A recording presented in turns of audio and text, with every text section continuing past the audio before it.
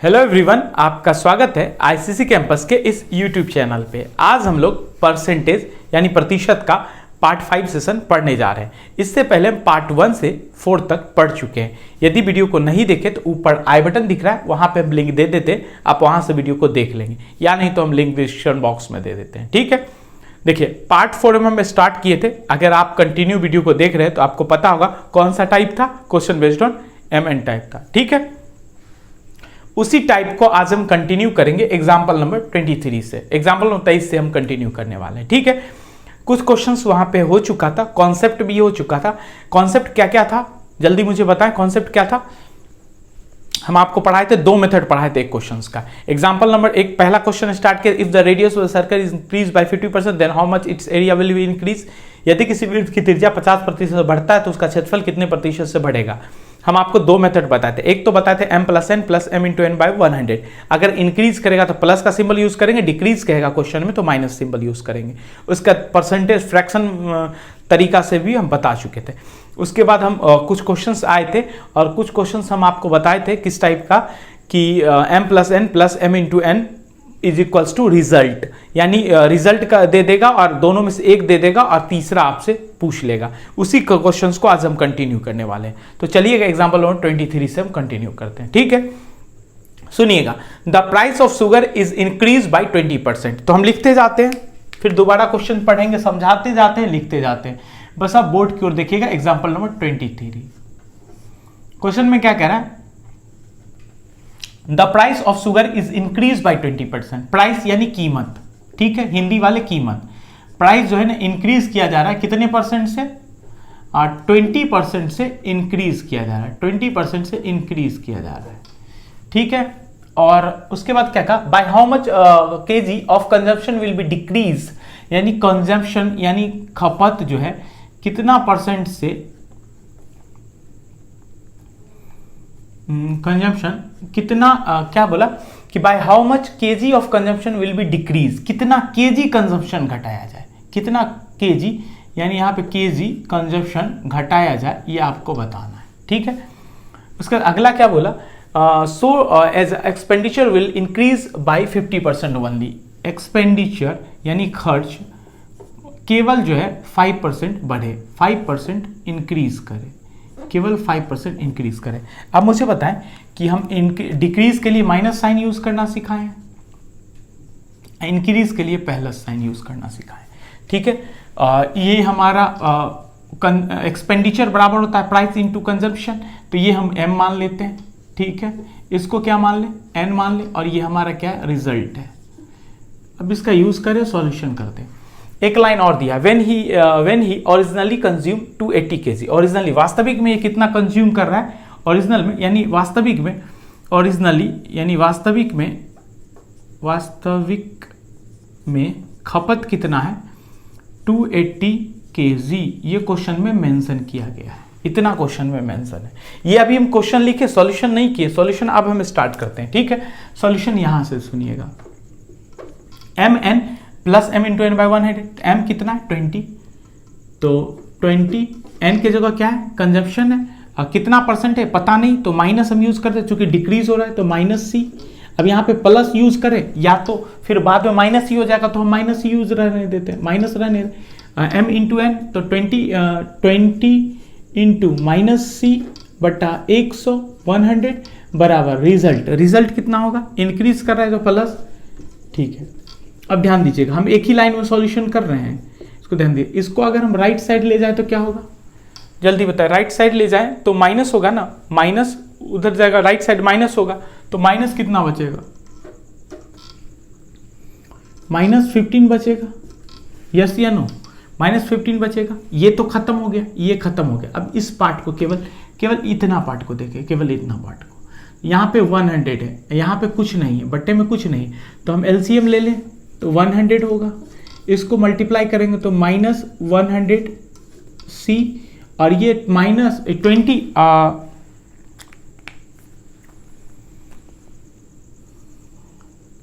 Minus तो हम ले चुके हैं ना, माइनस तो हम अंदर ही यूज कर लिए हैं, तो प्लस यूज कर लेंगे। देखिए प्लस m × n है, प्लस m × n है ना, तो प्लस m इंटू एन लिख दिए, माइनस हम अंदर ही यूज कर लिए थे, अगर ये ब्रैकेट नहीं देते तो यहां माइनस लिख सकते, ठीक है। तो अब मुझे बताए 20 माइनस सी तो कितना होगा 20c, तो माइनस 20c हो जाएगा, माइनस ये माइनस मल्टीप्लाई होगा तो माइनस 20c, और ये minus plus minus minus minus 20c हो जाएगा, ठीक है। अब यहां पे ध्यान दीजिएगा, इसको क्रॉस मल्टीप्लाई कीजिए, क्रॉस मल्टीप्लाई कीजिएगा तो क्या होगा -50 इंटू 100, कोई दिक्कत, इसको क्रॉस में ऊपर मल्टीप्लाई, ये माइनस और माइनस तो कितना हो जाएगा माइनस माइनस माइनस कितना हो जाएगा,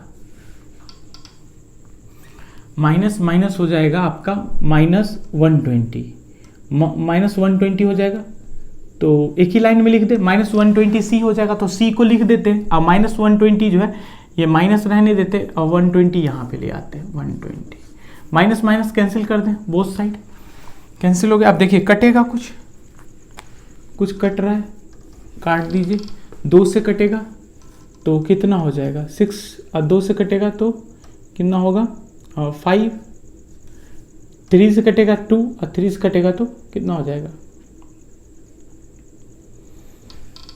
3 से कैंसिल किए 5, तो कितना हो जाएगा जल्दी बताएं, ये 5 मल्टीप्लाई कर 25/2%, ये क्या होगा इतना डिक्रीज करेगा 25/2%। लेकिन क्वेश्चन में आपको ये नहीं पूछा है कि वास्तविक में दिया हुआ है 280 kg है, तो आपसे पूछा है क्वेश्चन में कंजप्शन कितना % कम होगा, तब तो आंसर ये हो जाता। लेकिन आपसे पूछा है कितना केजी कम होगा, कितना केजी में लाना है, क्योंकि ये केजी में वास्तविक वैल्यू दे रखा है। तो आप मुझे ये बताएं, तो इसका फ्रैक्शन में अगर हम निकालें तो 12.1/2% होगा, यस या नो, 12.1/2% होगा। अब यहां पे ध्यान दीजिएगा, ये दूसरा स्टेप है क्वेश्चन का, 12.1/2% होगा, तो 12 यहां पे लिख दे, यहां पे 12.1/2% का फ्रैक्शन वैल्यू कितना होगा 1/8, तो पहले कोई चीज 8 यूनिट था और कमी कितना हुआ है 12.1/2%, तो पहले कोई चीज 8 यूनिट था, कमी हुआ 12.1/2%, यानी 1 यूनिट कम हुआ है, 1 यूनिट कम हुआ। तो अब कितना यूनिट हम लोग ले रहे हैं, अब है 7 यूनिट। तो पहले यानी वास्तविक 280 kg लेते थे, लेकिन यूनिट में कितना लेते थे 8 यूनिट। तो अगर हम आपसे पूछे चूंकि 8 यूनिट का वैल्यू कितना होगा 280 kg, 1 यूनिट का वैल्यू 280 kg, तो 1 यूनिट का वैल्यू कितना होगा, 1 यूनिट का वैल्यू 280/8 होगा क्या, यस या नो। तो इसको कैंसिल करके मुझे पता है कितना होगा, 3 टाइम्स में जाएगा, प्लस कितना बचाएगा, कितना होगा 1 यूनिट का वैल्यू 35 होगा। अब क्वेश्चंस में कितना यूनिट कम हो रहा है, 1 ही यूनिट ना कम हो रहा है, 1 यूनिट कम हो रहा है, इसका मतलब हो रहा है 1 यूनिट का वैल्यू 35, यानी 35 kg कम करना होगा, यानी कंजम्पशन जो है खपत कितना kg कम करना होगा 35 kg। और अगर आपसे पूछे कि अब कितना kg लेता है, अब कितना kg लेता है, या तो आप 280 - 35 कर दे, या नहीं तो 7 यूनिट का वैल्यू निकाल दे, आंसर निकल जाएगा। उम्मीद है आपको यह क्वेश्चन भी अच्छे से समझ में आया होगा। कोई डाउट होगा तो एक बार बैक करके देख लेंगे, अगले क्वेश्चंस की ओर आए।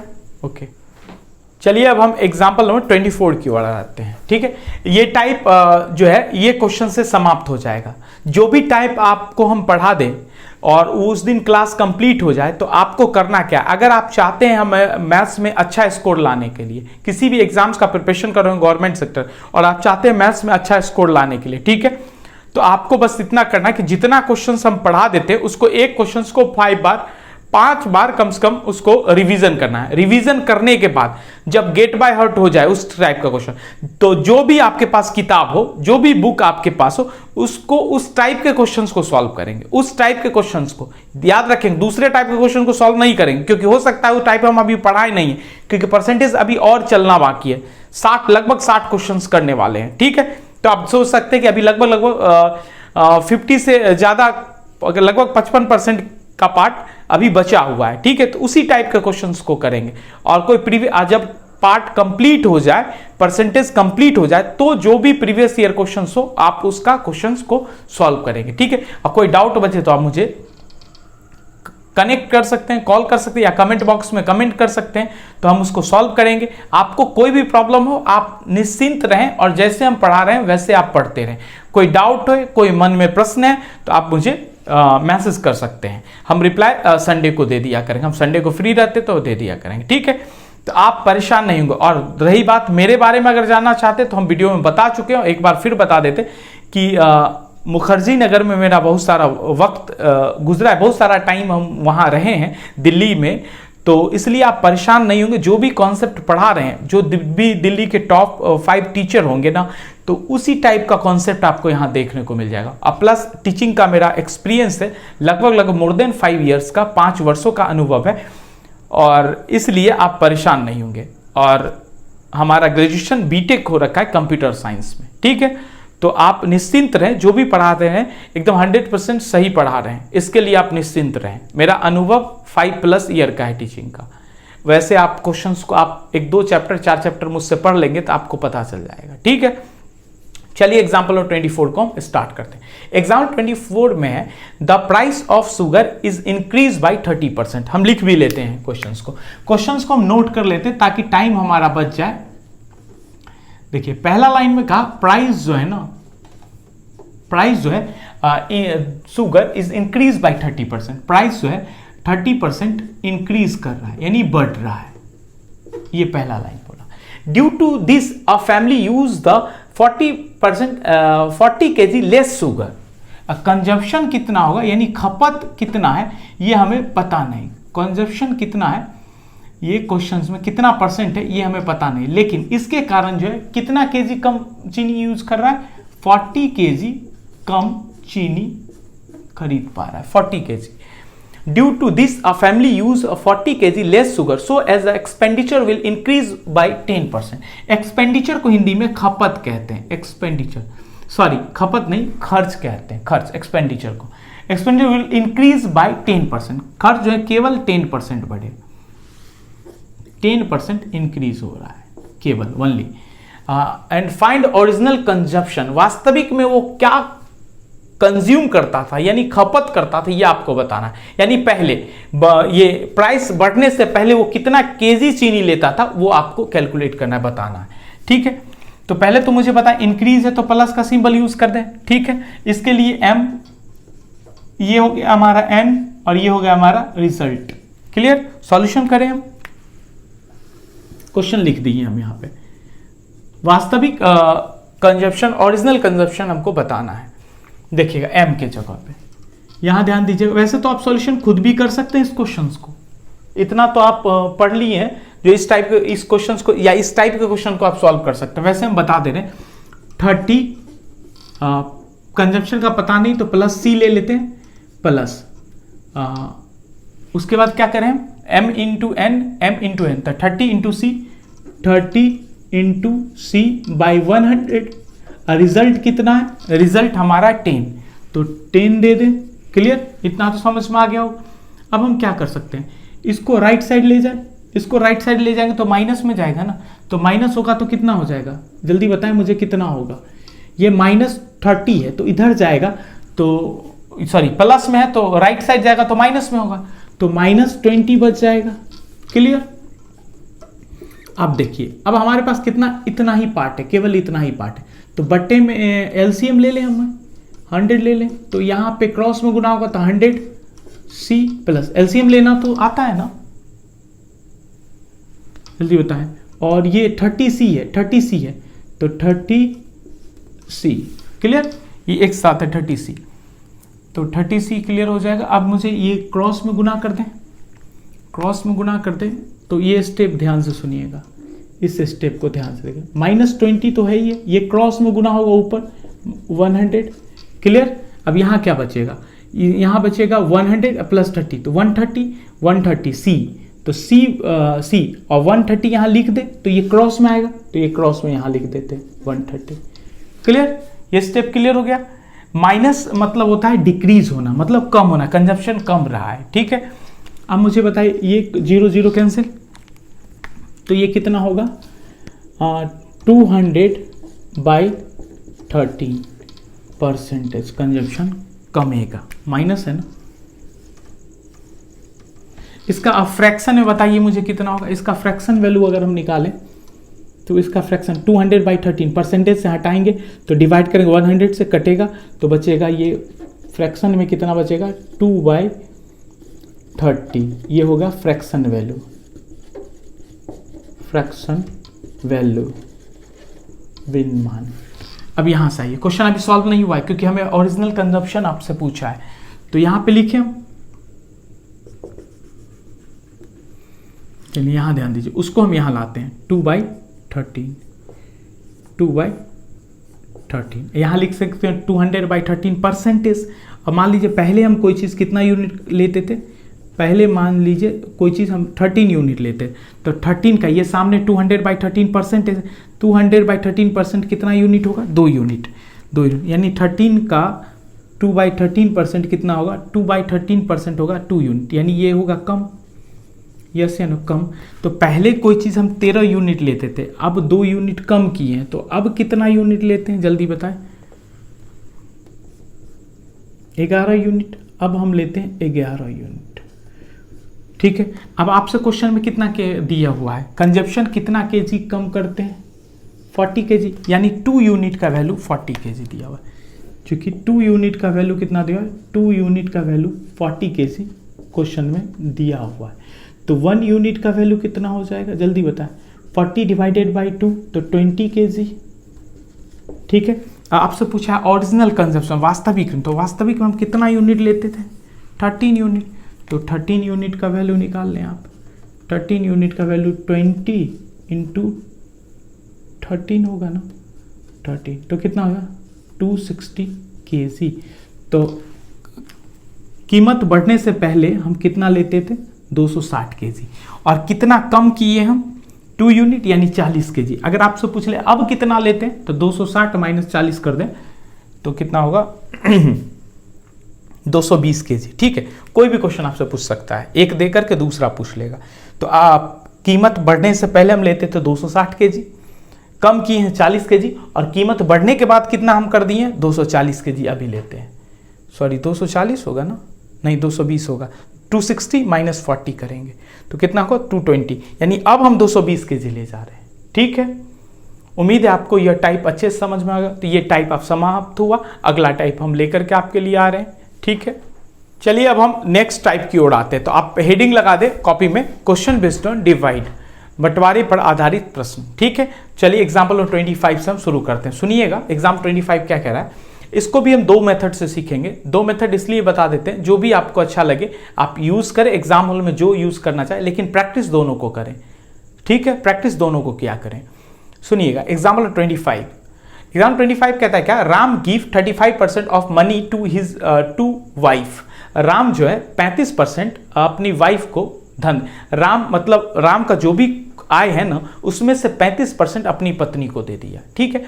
And give 50% of the money to son, और 50% अपने बेटे को दे दिया, 50% बेटे को दे दिया, ठीक है। अब मुझे एक बात मुझे बताएंगे, देखिए 35% वाइफ को दिया और शेष का 50% सन को नहीं दिया, अब उसी लाइन में 50% बेटा को दे देता है। कुछ क्वेश्चंस ऐसा भी बचेगा कि मान लीजिए राम अपने पत्नी को 35% दिया, जो बचा उसका कुछ उसका बेटे को दे दिया, जो बचा उसका फिर मान लीजिए दोस्त को दे दिया, फिर जो बचा उसका मान लीजिए किसी और को दे दिया, तो जो बचा शेष क्वेश्चंस में कहेगा। इस क्वेश्चन में शेष अभी नहीं कहा है, तो राम का जो कुल आय होगा ना, मान लेंगे हम 100% है, उसी में से 35% वो वाइफ को दे रहा है, और उसी में से 50% बेटा को दे रहा है, ठीक। उसी में से कोई स्टेप शेष का नहीं है। अभी 2-3 क्वेश्चंस 4 क्वेश्चंस हम करेंगे और क्लियर हो जाएगा, बस अभी सुनते जाना है, ठीक है। तो सुनिएगा एग्जाम्पल नंबर 25 का हम सॉल्यूशन करते हैं। और क्वेश्चन का रिमेनिंग अमाउंट ऑफ 11,250 रुपीज, 11,250 रुपया ही कैप्ट हिमसेल्फ। शेष उसके पास जो रकम बचता है 11,250 रुपया बचता है। ये ध्यान रखिएगा, रकम जो है ना शेष वाला दिया, कितना खर्च किया वो नहीं दिया, कितना बच गया उसके पॉकेट में वो आपको दे रखा है। He kept himself. What was the total amount of the money Ram had? यानी राम के पास कुल कितना रकम था ये बताएं। देखिए कभी भी कोई व्यक्ति का इनकम या राम के पास कुल आय जो है ना वो हमेशा 100% होगा। तो हम मान लेते कि राम का कुल आय या कुल रकम उसके पास 100% था, ठीक है। Ram give 35% to the money to the wife, यानी राम जो है 35% किसको दे रहा है, वाइफ को दे रहा है, 35% रकम वाइफ को दे रहा है। एंड गिव 50% टू द सन, और 50% बच्चे को दे रहा है, 50% बेटे को दे रहा है, ठीक है। अगर वो कहता शेष का 50%, तो यहां पे 100 माइनस 35 तो बचता कितना 65, उसका 50% बेटे को देते, ठीक है। अभी सॉरी इसी लाइन में 35 दे दिया वाइफ को, इसी में से 50% दे दिया बेटे को, ठीक है। अब मुझे बताइए कि कोई व्यक्ति है 100 रुपया है उसके पास, 35% उसका खर्च कर दिया वाइफ को और 50% खर्च कर दिया बेटा को, तो 50 और 35 कितना हो गया, जल्दी बताएं। 85, यानी 85% खर्च कर दिया है, तो बचेगा उसके पास कितना परसेंट बचेगा, 100% था, 85% खर्च कर दिया, तो बचेगा क्या 15%, यस या नो। अब हम बचेगा ही क्यों रखते हैं, क्योंकि अमाउंट जो है ना क्वेश्चंस में 11,250 वो बचेगा, उसके पास पैसा बचता है, इसलिए मुझे बचा हुआ परसेंटेज निकालना पड़ेगा। तो 15% का वैल्यू कितना हो जाएगा, 11,250 रुपया। तो 100% निकालते क्योंकि राम का कुल आय यानी Ram what was the total amount of money Ram had, Ram के पास कुल कितना मनी है ये आपको निकालना। तो यानी कुल यानी 100%, तो 100% 11250 अपॉन 15 इंटू 100, इसको मल्टीप्लाई करें, जल्दी बताएं, मल्टीप्लाई करके बताएं मुझे कितना होगा, 7500 होगा क्या, 75,000 रुपया। समझ में आया सॉल्यूशन, यस या नो, हाँ बताएं या नो बताएं, यस या नो, समझ में आया, आ गया। अभी हम क्वेश्चंस करेंगे रिमेनिंग वाला, तो आप पहले इसको देखिए। अब हम सेकेंड मेथड की ओर आते हैं। सेकेंड मेथड पहले तो क्वेश्चन लिख लेंगे, सेकेंड मेथड यहाँ पे लिख लेंगे और हम सॉल्यूशन डायरेक्ट करते हैं सेकेंड मेथड का। देखिए हम मान लेते हैं कि राम का जो है ना what was the total amount of the money Ram है, तो राम के पास कुल आय x रुपया था, राम के पास कुल आय कितना रुपया था, x रुपया था, राम के पास कुल आय कितना था, x था। और रिमेनिंग जो पैसा बचा है ना वो उसके पॉकेट में कितना बचा है, 11,250 रुपया उसके पॉकेट में बचा है। ध्यान रखिए क्वेश्चन में ये नहीं बोला कि इतना पैसा उसने खर्च कर दिया, क्वेश्चन में ये अमाउंट नहीं दिया, अमाउंट दिया कितना पैसा बचा है, तो हम परसेंटेज बचा वाला निकालेंगे। एक बात मुझे बताएं, राम जो है 35% वाइफ को दे रहा है, 50% किसको दे रहा है, बेटा को। तो टोटल खर्च कितना, एक ही स्टेप में कर रहा है, ये एक स्टेप है, ये देखिए एक ही स्टेप में, एक स्टेप में है, तो ये दोनों को ऐड करके यहां लिखेंगे। तो 50 और 35 खर्च कितना कर दिया, 85%। अगर आप मुझे बताइए 85% खर्च कर दिया है तो बचेगा कितना परसेंट, 15%, क्योंकि परसेंटेज हमेशा 100% होता है, और 85% खर्च कर दिया तो बचेगा कितना, 15%। तो लिख दिए 15% है तो 100, 15% परसेंटेज हटाए 100। देखिए राम का कुल आय या कुल क्या है, राम का कुल क्या है, आय है ना, टोटल अमाउंट, हाँ राम का कुल अमाउंट राशि 100 रुपया था, उसका बचा के गुना कर देंगे 15/100 बच गया, और बराबर हम लिख देंगे 11,250, इसको बराबर कर देंगे। ध्यान रखिएगा यहाँ पे एक ही बार में लिखना है क्योंकि एक स्टेप में है, अगर शेष का होता ना तो फिर हम 2 स्टेप में रखते हैं। अभी कंफ्यूज मत होइएगा, अभी हम उसको अगले क्वेश्चन से बताएंगे, अभी हम ज़्यादा बता देंगे तो फिर हमको लगता है कि आप कंफ्यूज हो जाएंगे। तो बस पहले इतना समझिए, x का 15% यहाँ बचा हुआ इसलिए लिखेंगे क्योंकि यहाँ बचा हुआ वैल्यू एग्जाम में दिया हुआ है, सॉरी क्वेश्चन में दिया हुआ है, बचा हुआ वैल्यू दिया हुआ है, बचा इतना अमाउंट, इसलिए हम बचा परसेंटेज लिखे, ठीक है। यहाँ होता खर्च किया तो यहाँ पे खर्च किया परसेंटेज लिखते। अब देखिएगा इसको तो सॉल्व x का वैल्यू आप निकाल ही सकते हैं, x का वैल्यू निकाल लें, x बराबर हो जाएगा 11,250 इंटू 100/15। इसको सॉल्व करें, कितना होगा जल्दी बताएं। अभी यहाँ आया हुआ है 75,000 रुपया, 75,000 रुपया। तो उम्मीद है आपको ये क्वेश्चन अच्छे से समझ में आ गया होगा। ठीक है, तो ये सेकेंड मेथड है, ये फर्स्ट मेथड है। दोनों मेथड को रखेंगे, जो अच्छा लगे आप उस पर प्रैक्टिस कर सकते हैं। अगले क्वेश्चंस की ओर चले। यस या नो? परेशान तो नहीं हो रहे हैं? ठीक है, चलिए अब हम एग्जाम्पल नंबर 26 को सॉल्व कर रहे हैं। ठीक है, देखिए एग्जाम्पल 25, 26, 27, 28 जो आएगा ना, वो इस टाइप का जितना भी क्वेश्चन एग्जाम में आएगा ना, वो 4 एग्जाम्पल हम अच्छे से पढ़ा देंगे ना, चाहे वो बैंक के एग्जाम में, एसएससी के एग्जाम में, इस टाइप का एक भी क्वेश्चन नहीं छूटने वाला है। तो बस आप डिफरेंस समझिएगा 25, 26 में क्या है, फिर 26 और 27 का क्या अंतर है, और 27 और 28 में क्या अंतर है, दोनों डिफरेंस एक साथ लिखिएगा और समझते रहिएगा। ठीक है, अब क्वेश्चन हम पढ़ते हैं, सुनिएगा। क्वेश्चन में क्या कह रहा है, Rahul spend 45% of monthly income on food and transport. Rahul जो है मंथली इनकम मतलब उसे जो मासिक आय होता है ना, उसका 45% भोजन और यातायात पे खर्च कर देता है।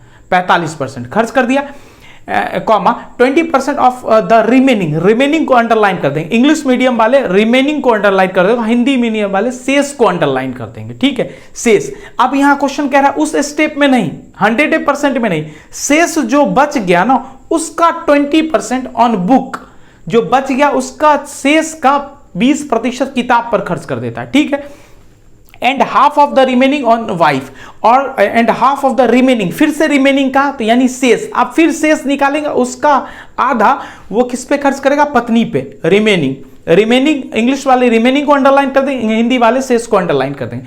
If he is left with 880 rupees, यदि अब उसके पास 880 रुपया बच जाता है, कितना रुपया बचा, 800। देखिए पॉकेट में 880 रुपया बचा है, तो हम पूरे इक्वेशन को बचा हुआ में कन्वर्ट करके लेके आएंगे, तब ना हम बराबर रखेंगे दोनों को बराबर कब रखेंगे, जब दोनों साइड बचा हुआ रहेगा।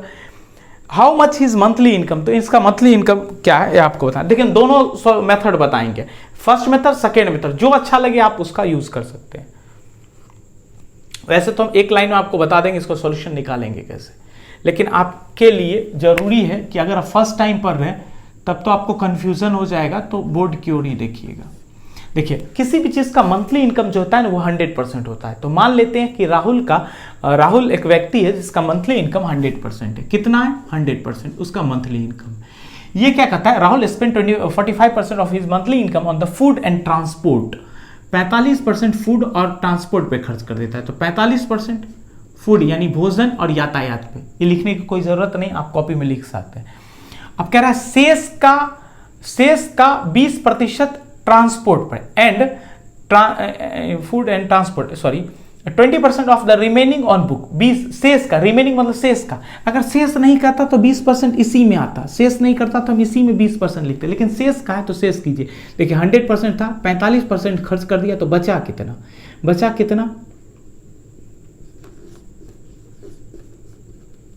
55%।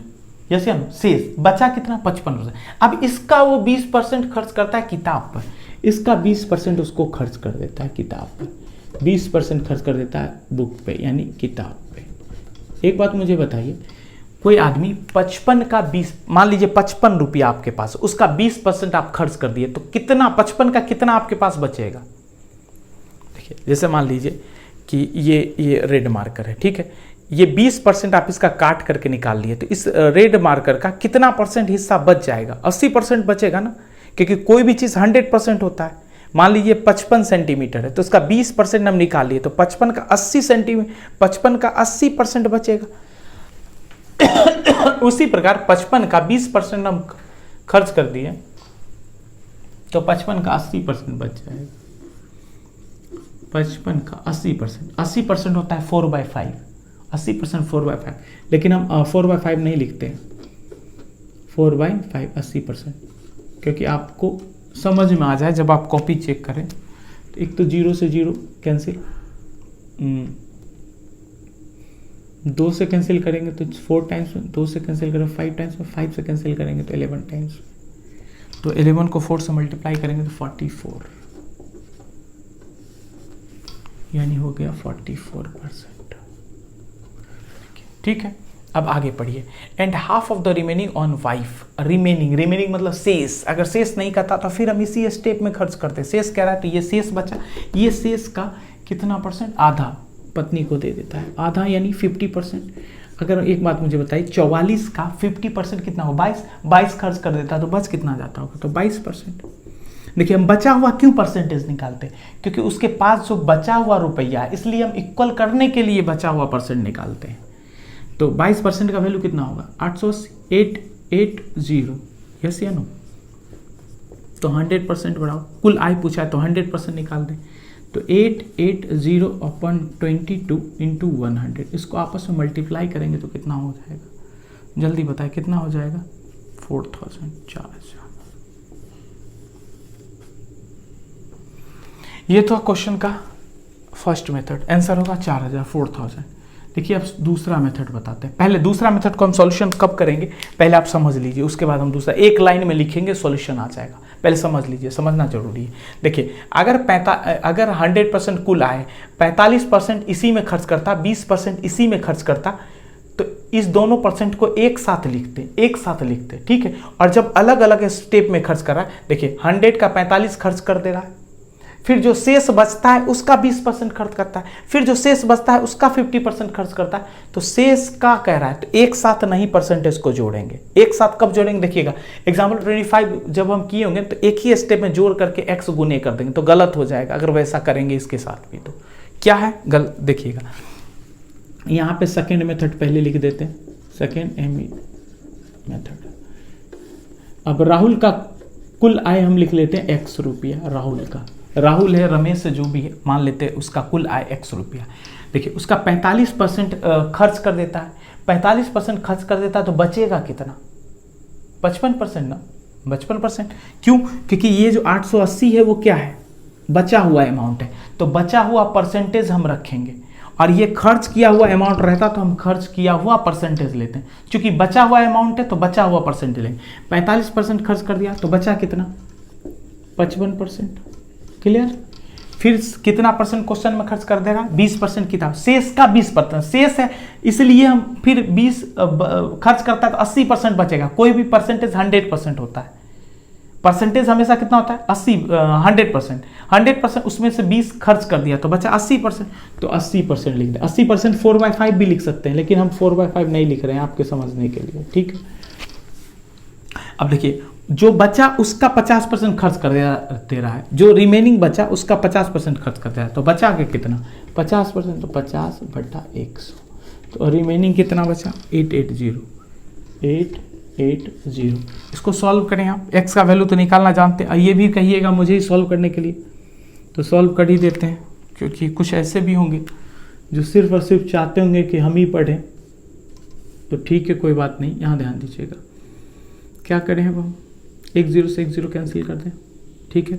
ये 5 से कैंसिल करेंगे तो 2 टाइम्स में, और 5 से कैंसिल कर 11 टाइम्स में, क्लियर है।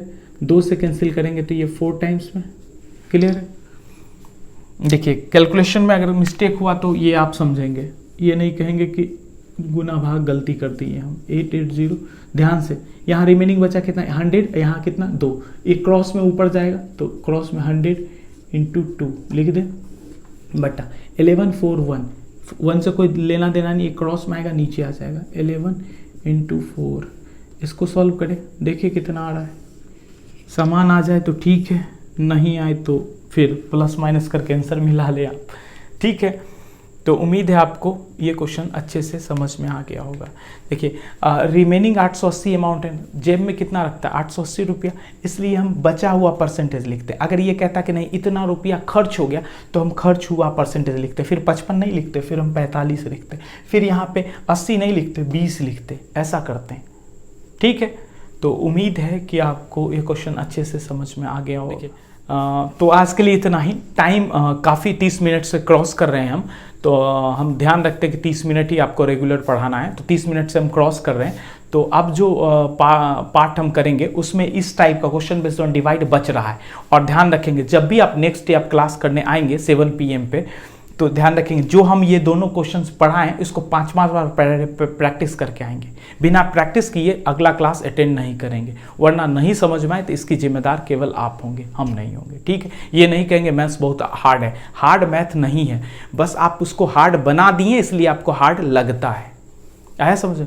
मैथ्स को पढ़ने के लिए आपका पूरा ब्रेन मैथ्स के पास होना चाहिए। आया समझ? जैसे मान ली मूवी आप देखते तो पूरा 100% टाइम उसी को दे रहे हैं, पूरा 100% आप पूरा प्रेजेंट होते हैं वहाँ पे।